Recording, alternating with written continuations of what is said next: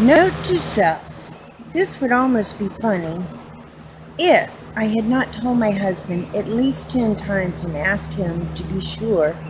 The list of things to bring with us, I even typed up the list, printed it out, and gave it to him. And I bought him all the equipment that we needed for his birthday. It would be funny, like I said, if it wasn't happening to me right now.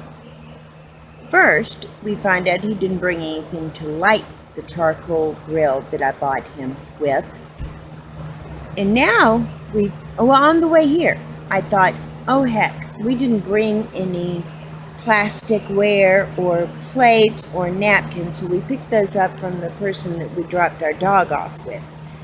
And I did ask him on the way, did you bring the cooking utensil set I bought you for camping?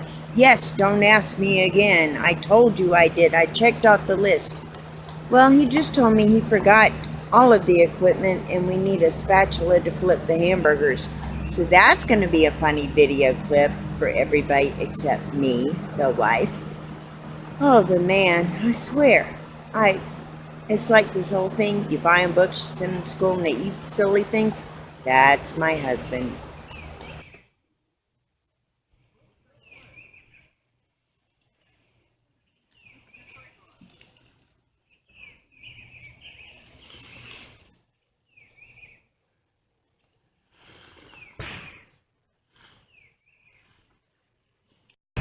Another really essential item to have when you go camping in a tent is an air bed.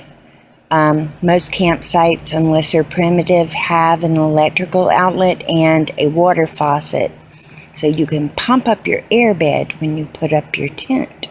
Much better than a sleeping bag, especially when it's hot outside. It's April right now and it's 88 degrees where we are. This is what state park grills are good for. To sit your portable grill on. We learned the hard way. Some of them may be better than others, but the last place we stayed was even worse than this one. Okay, campers, we just had another learning moment. The first time we went camping, I broke my ankle. Seriously, broke my ankle in the tent because I didn't wear the right shoes. I thought I had everything covered, but I quit smoking 3 months ago, so I do not carry anything with which to light anything with. And my husband brought our charcoal grill and the lighter fluid and the charcoal and a cigar and nothing to light it with, so we had to borrow a match from a fellow camper. Remember to bring something to light it with. Okay, so here is my husband's idea for replacing the spatula from that really fancy equipment that I bought him. He's going to use a piece of cardboard from the box to the charcoal grill that I bought him. How much you want to bet he sets it on fire? There's one.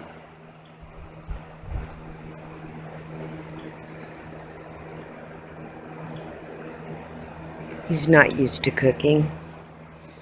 I generally do that. And I don't think we've ever cooked hamburgers on the grill since we met. He's looking at me because he thinks I'm talking to myself. And that's his job.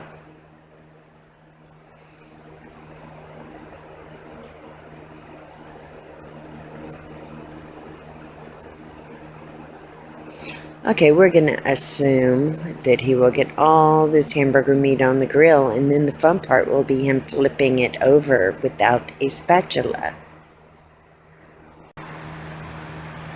Okay, I bought this man fancy stuff. This is how we do it. A borrowed knife and a piece of cardboard. And so far it's working and nothing caught on fire. Yay! And he thought of that all by himself. I'm so proud. Ta-da! I won. It wasn't easy, but I won. That's me still on the board. Okay, here's an update. There won't be much picture. It's 9 o'clock at night, the last weekend in April, and it's completely pitch black dark. We played one game of checkers, and that was with a light, and then it got too dark. That little light over there is the bathroom. And there's somebody over there with a bug zapper. There's a family over there of 5 kids and a man and a woman. There's a couple there, 2 ladies with 2 dogs. There's my husband, sort of, with a lantern. There's about 7 tents up out here and 3 RVs that we can see. And it's so dark you can't do anything. But if you have these lovely lanterns like we have, you can at least see where you are. But the bugs are attracted to the lights, so we can't have the lights next to us. And there's no cell service out here, and no Wi-Fi, and no television, and no air conditioning, and there's not really anything to do. So we know why now old folks used to go to bed when it got dark and get up at the crack of dawn because they couldn't see how to do anything else the rest of the time. Well, I did this on purpose, so we do have electricity for that fan with a really ugly extension cord. The last campground we stayed at, there was a cabin across the street from us that left a light on all night, so there was some light all night long, and I'm a person who needs to be in a cave to sleep. Total darkness and cold. The coldest it's going to get tonight is around 70, but the last time we went camping in February, the low was around 50, 55, and I reserved my broken ankle long enough for my husband to sleep 3 more hours before we went to the emergency room. Anyway, there's nothing to do out here, and the only way I can charge my phone is either to figure out, nope, can't do that. Only got a car charger. And my car only charges if the car is on. So I'm going to turn the car off. And I'm going to turn this phone off. And there's the 2 ladies with their little headlamp things walking their 2 monstrous dogs. But can't see how to do anything. So say woo! We might tell ghost stories. Do you know any? Come on. You've been playing dumb for years, and you almost beat me playing checkers. I had to straighten up and fly right for a minute. What's that lit? Oh, that's the charcoal over there still lit. Anyway, it's very dark. There's nothing we can do. I don't know any ghost stories, and I don't really want to tell any. So I guess we'll sit here and let the bugs fly around us for a while, and then we'll try to go to bed. Bugs are very attracted to the light. Keep that in mind. And those are out. Something just bit me. Battery-operated lanterns, which put out more light than flashlights.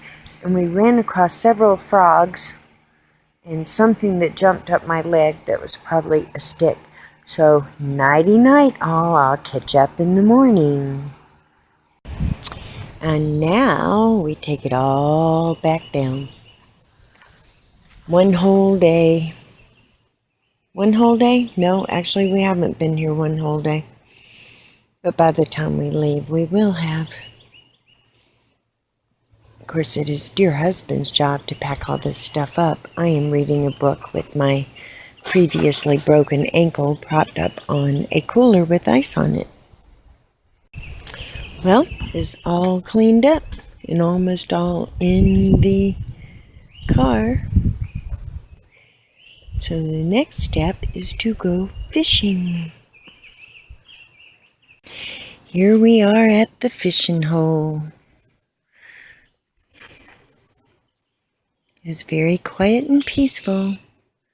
I don't know if there are any fish here, but I guess we will find out. I don't actually want a fish, but we'll see.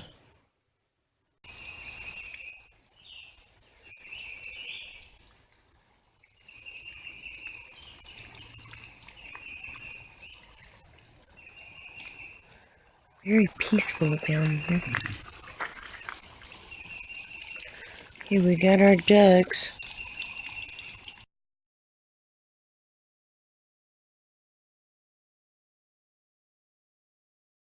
We are about to go into the famous Miller's Bread Basket, Amish Mennonite home cooking. We've been there before for lunch, but we're going to try breakfast. We'll see how this goes.